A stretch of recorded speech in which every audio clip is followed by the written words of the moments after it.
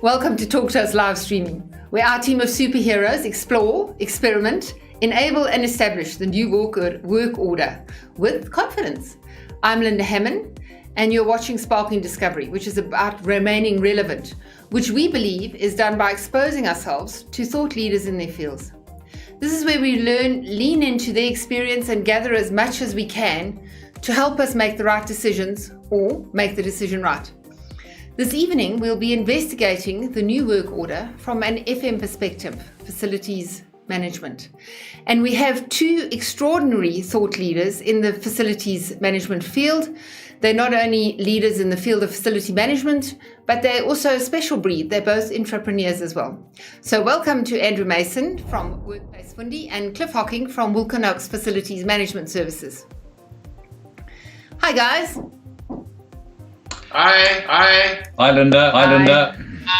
So let me give you some background. Andrew runs Workplace Fundi, an independent workplace and facilities management advisory that helps smart organizations create and manage amazing workplaces so that their people can do amazing work and start growing their business.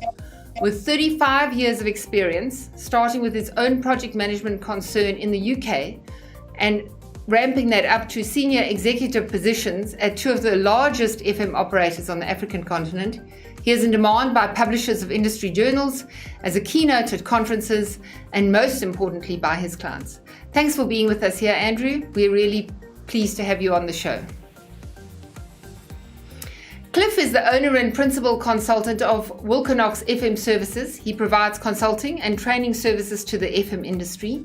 He's 45 years of business experienced in a wide spectrum of sectors. He has implemented and managed outsourced contracts in SA and abroad, and he provides property and utilities management, facilities planning, and contract management training across Africa.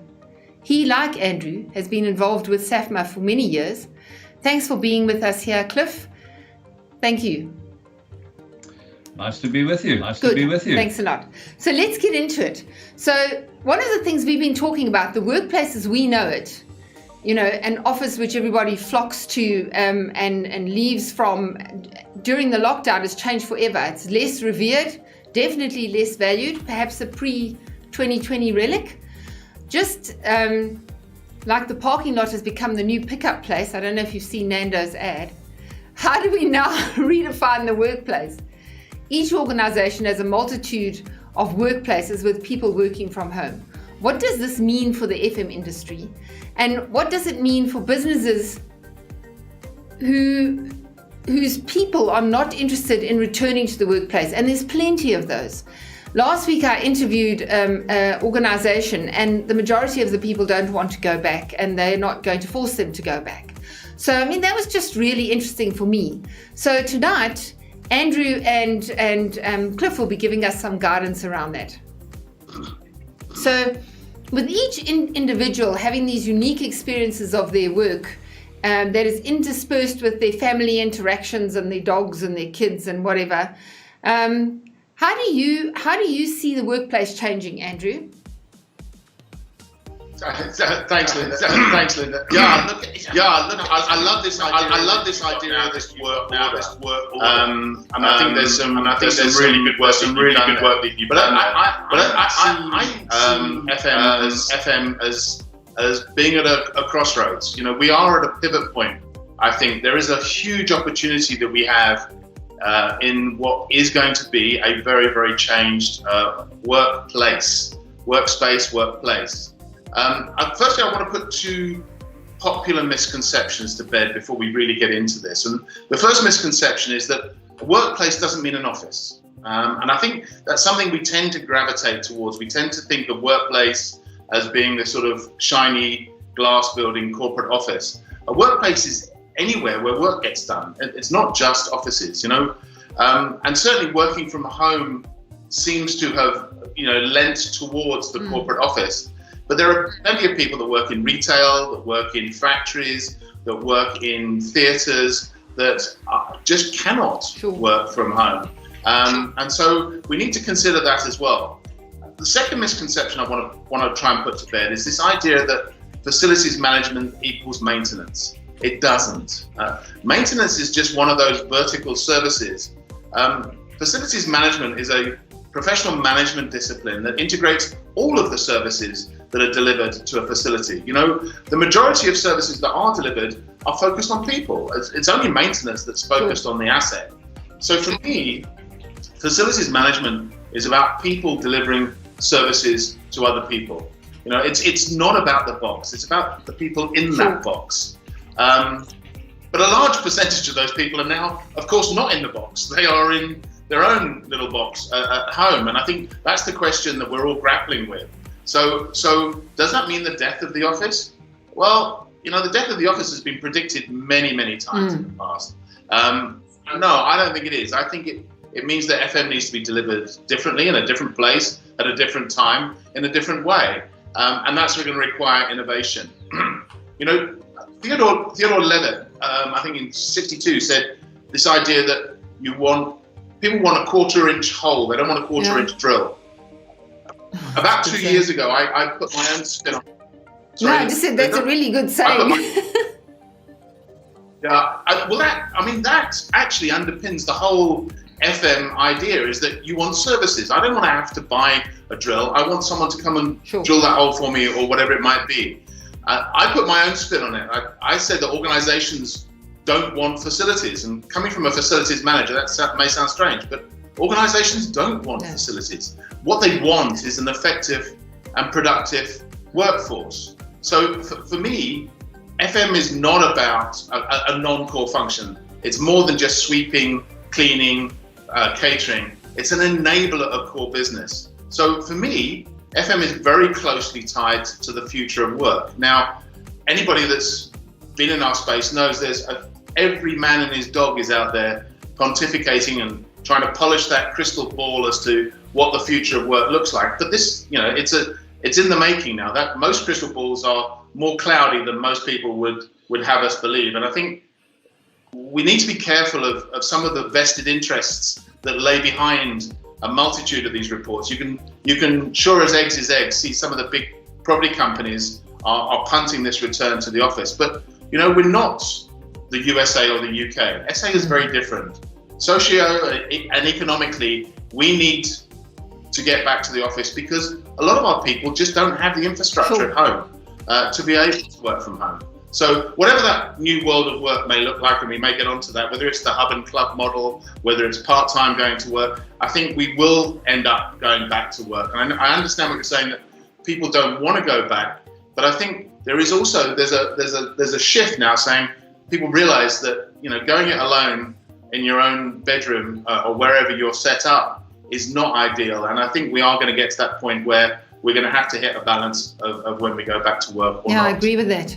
So it was quite interesting. One of my friends, a lot of people during the lockdown went to their home. So some of them went to Durban and some of them went to Cape Town where their parents were, so that their parents could look after the kids so they could work online. Some of them all gathered at the parents' house and there just weren't enough desks. And so the one had her ironing board next to her bed, and that she sort of like balanced her PC on the ironing board. So Cliff, you've been in the industry for a long time. What are your views on the disruption of the workplace, and how's that affecting business owners and landlords alike? You know, how does it affect their physical well-being, their emotional well-being? What are some of the challenges, concerns that they've been expressing that you've heard them talking about? Well, the major aspect from the sort of business owners or business executives is the issue around staff and personnel physical well-being and emotional well-being. I mean, the examples that you quoted there, people working off an ironing board and balancing a laptop literally on their lap, you know, sitting at a dining room chair. Can't be good for you doing that 8 hours a day. There aren't enough tables to go around. So the whole disruption in society, I think, has had a huge impact on individuals.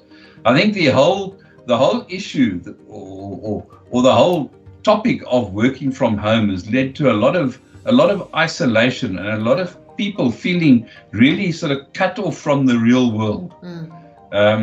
You know, it was a wonderful novelty during the end of March and into April to have these meetings via Teams or Zoom or whatever was being used. But my personal view and my personal experience is that novelty has seriously worn off now. And as human beings, if we have to be honest with ourselves, we are, for all intents and purposes, social animals. Sure. And we need that sort of social interaction to get the best out of each other. The whole concept of the remote meeting, you don't really get a good feel for what people are wanting to express. That body language is missing. In a lot of cases, the video streaming is switched off because of bandwidth issues and so forth. So for what you know, people could be just grunting every now and again, sort of agreeing with you, but not really switched on to what the topic is all about. And I think that has played a role with both business owners, with executives, and it's had an impact on the property owners for sure. And Andrew mentioned that the property owners are advocating the return to the workplace, and that's for pretty obvious reasons, for the impact on the economy in generally. So I think it's interesting. It's going to have a huge shift. I think even in instances of culture, Andrew, you and I were talking about the incidental cooler machine conversations that have sometimes just sparked something, And I also think that a lot of the people that have gone back, where half are going now and half are going later, they get there and they say it's just awful. There's nobody there. It's like, a ghost town. And so, when I look at it, I think, if I look at one of the colleges here, we're close to where we live, they've now started an online campus where they are doing remote learning, and the students are coming there as a place to get together, but it's completely reconfigured the way it looks. It looks more like a oversized coffee shop, and there's just everybody hanging around everywhere with PCs. Do you think maybe that's a direction that people are going to go to? Where you've got a very different environment. It's not what we're used to, desks and rows and dividers between the desks. Do you think that will change at all? Well, I think we could go back. But we shouldn't, in my view. The genie is out of the bottle. I know that's a pretty much a cliche now, but you can't unscramble those eggs, unfortunately. FM in itself is much more than just returning to a COVID-safe office. It's not about hand sanitizer, tape screens, social distancing stickers, etc. We need to take this opportunity to rethink how we work going forward. This is, it's a bit like the days of the old double entry book accounting. When computers came along, you had the guys that they kept their double entry book and their hand entries and worked on the computer, or they worked on the computer in exactly the same way as they would in a ledger. No. And that doesn't work. We have to reconsider how we work. And this is a great opportunity for South Africa to catch up with the rest of the world, because we're all going through this. We're all going through it. We've got to put our spin on it. But it all starts, in my view, with a workplace strategy, and how that workplace supports and enables the workforce of the future to do the work of the future. And that world is going to change. And now is the opportunity to do it. Innovation requires that perspective shift, and we've certainly had that in COVID. The one thing I can tell you, it's a bit like Einstein's. Einstein was once asked, what are they going to fight the weapons of the Third World War with? He said, I don't know, but I can tell you what they'll fight the Fourth World War with. And they said, what? He said, sticks and stones. And this is it. It's about taking that opportunity.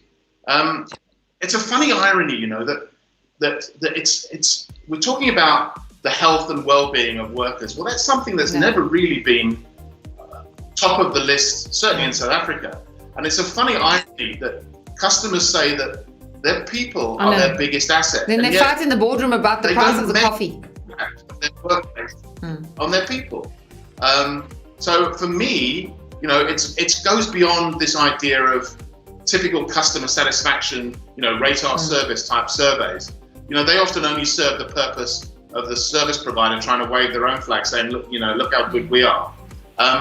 Those typical customer satisfaction surveys tell very little about how that workplace supports both their people or the client's business. So for me, if we're going to understand the future world of work and how our clients are going to work, we need to measure metrics that look at corporate performance, people performance, and facility performance. And that sort of three-circle Venn diagram, that bit in the middle, those are the people. If we can get that right, then we can catch up with the rest of the world. And we needn't stand back for anything that's done in the Northern Hemisphere. I really liked your idea of having a workplace work order strategy, because I don't think many people have got it. There's either how we were or how we are now. There's nothing whereby we can say, well, if we leapfrog this, we'll have that. And they're not looking beyond what we had or what we've got now. So there's no kind of like hybrid, there's no kind of conversation about what should the strategy be moving forward. It's I think to a large extent the strategy has just resulted in let's cut out a lot of the office space so we can save money. And I don't necessarily think that's actually going to help us, So I think when we talk about culture, we always talk about, it's like the fish in the water. The fish is the person and the culture is the water it's swimming in. And everybody's always trying to just worry about, is the water clean? Is the water pristine? Is there enough vitamins in the water or whatever? But notice what the fish does, because if he goes down underneath and he digs up the rocks and he scatters them all over, you can run around trying to clean that water as much as you like. As soon as it's clean, he's going to do it again. So they need to focus on the fish. And I think that, to me, that is something which they haven't done for a long time. It's exactly what you say. It's paying lip service to saying, yes, our people are our best assets, but I don't think they do it from a facilities point of view. I don't think they do it from a performance management point of view. I think it's just, it's a situation which is long overdue. So if I look back, we launched the Human Activation Conference in 2015. And we actually said, if you have a look at where we've come from, which was sort of like the Stone Age and then the Industrial Age and then the age of information, etc., somewhere in there, we've lost our humanity. And I kept on saying, I don't think you need to go back to find it. You need to reactivate it. And I think COVID has done that. It's reactivated our humanity. And I think people need to sit up now and pay attention. So Cliff, we don't have lank amount of times, but I'm dying to ask you this. If I had to ask you 3 things that were really difficult for you during the pandemic, just at a professional and at a personal level, what were they? The first one was the isolation. Yeah. Definitely. The lack of interaction. Talking to a laptop screen, seeing some faces around, but not having that real interaction to be able to get the communication flow going the way that I believe it should be. The second one was a little bit the technology side. We keep on talking about the use of technology and enhancing our performance through technology, but there were many instances where bandwidth was lacking, the infrastructure was lacking, and as was mentioned earlier, sitting where we are, there are a lot of people in this country, a lot of areas in this country that don't actually have access to what is required in terms of the ability to be able to interact and to perform remotely. The whole, what do you call it? The whole buzz, the whole business buzz to me was lacking. It's another really strong negative as far as I'm concerned. It became too damn easy to set up meetings. And you'd have meetings set up for meetings about meetings. You get a bit zoomed out, Absolutely. you started wondering, I felt a song coming on. What's it all about, Alf? It was that sort of scenario. So I can resonate with a lot of that, and it was something that somebody said to me a while ago and said to me, if you go to prison and you get punished, they put you into isolation, and I thought about it and I thought, geez, no wonder I'm so bloody miserable. That must be what it is, so I can resonate with that. And I think getting zoomed out is that you don't even have an opportunity in between things because you feel so compelled to try and keep business going through the PC that you're too scared to even just get up and go to the bathroom for 5 minutes. You've got to be at the next meeting.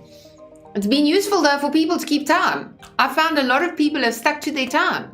Whereas when there was physical, it was always, I'm half an hour late, and most of the time it was true because of traffic. But I found that quite refreshing. And I think most people gained 2 to 3 hours a day just in travel time that they got back. Andrew, what 3 things could you think of? FMs have been on the front line, behind the scenes, as they usually are during COVID. They kept hospitals going. I mean, a classic example is the conversion of the Cape Town International Conference Centre to a field hospital. That was done by the FM team. Yeah. Unsung heroes. But now, what's happening, that's a good thing. But what's happening now is in the rush to cut costs, FMs are being made redundant, they're being cast aside. And I think that's foolish. I think now is the time we should be investing in our FMs because the world of work is changing and so is the workplace. So that's the first thing. The second thing, I think you hit on it, and we talked about it last week sometime, was this idea of serendipity. This serendipitous water cooler moment, and the loss of that is a big issue.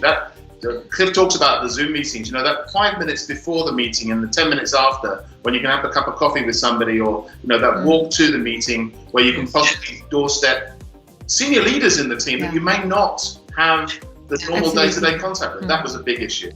And I think the third thing, for both Cliff and I, we're both consultants and advisors in the business. Our business revolves around relationships, and that has been hard. That's been really hard. No, I agree with you there. Ours does as well, and it is trying to build those relationships. And I find that mailing people, I don't know about you guys, but there's a lot of times I just get no response.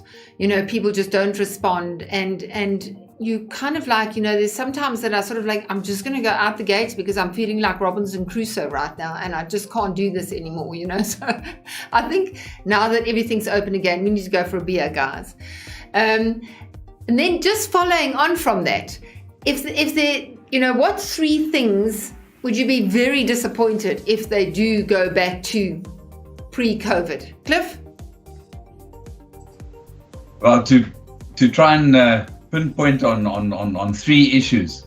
I think the major issue would be just to gravitate back to what people perceive to be a normal situation. Yeah, we're going to go to the office. We're going to do our bit during the day. We're going to expect our services to be there. And facilities management is far more than just looking after that space. It's far more than just providing a comfortable environment. The move has got to be sustained, be it in the office environment, be it in a remote environment, where you have an interaction between your typical facilities management thinking, your human resources thinking, your information technology thinking, in order to create that workplace experience.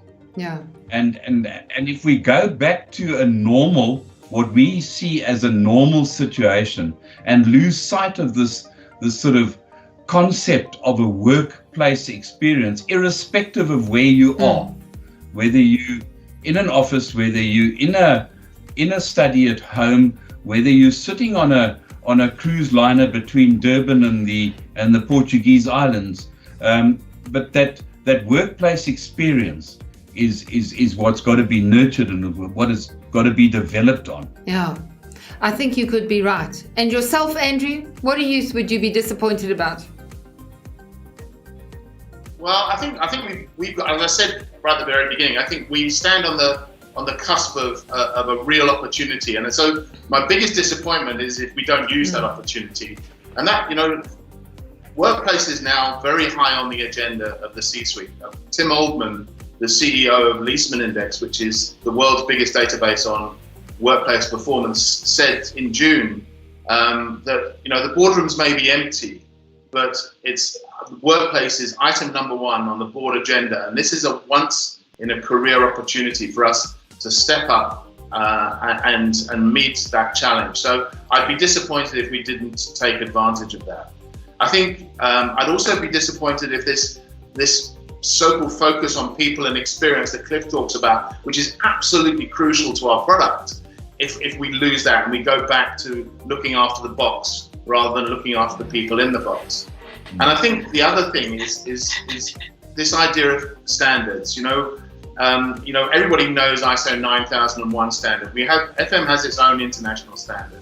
And certainly, had that global standard been in place in more places prior to COVID, many of our institutions, we wouldn't have predicted the virus, but they would be much more resilient and much more agile, and we would have had better outcomes. So I'd like to see the workplace opportunity taken advantage. I'd like us to still focus on the people and, yes, the workplace experience, but also back that up with professional standards. Yeah, I think, if I look at it and I've listened to you, I think the thing that came out to me very clearly is this idea of having a new workplace work order strategy. I don't think that's there. Like I said, I truly believe in all the experience that I've had with clients to date. It's either we go back to the old or we cut costs and just have half our offices and everybody carries on COVID. And I don't think that's a solution. I think you're 100% right. We have to try and find a way to cross that bridge, to leapfrog some areas and to put something together, which is great. And then Cliff, to your point, I think where you've mentioned you need to create a work experience for everybody, no matter where they are. What English have I got there? I think that's important as well, because I think that, your work experience now comes from, if you are going and you're going to work with a group of people in a, like you said, maybe in the ship's cabin. I doubt whether that will happen, but there needs to be an experience that somehow you can still feel you're part of that group, and you still have that sense of camaraderie, and there's still a sense of you're part of something bigger than yourself. And I think it's a challenge, and I think if people don't apply their minds and try and create this workplace work order strategy, which is much more than just FM and HR. It's really a collaborative effort between the two together to say, and I think it always has been. I just think, as you said, Andrew, people haven't taken that opportunity. So I have to thank you both. It's been really an interesting discussion for me, and I'm sure for our viewers and those who are going to watch it on catch up. I really want to thank you very much for your time. It's been very fruitful for me. I will remember to mention to people to start looking at their workplace strategy, work order strategy. Thanks so much, and hope we'll have you back again sometime. Thanks for your time, Andrew and Cliff.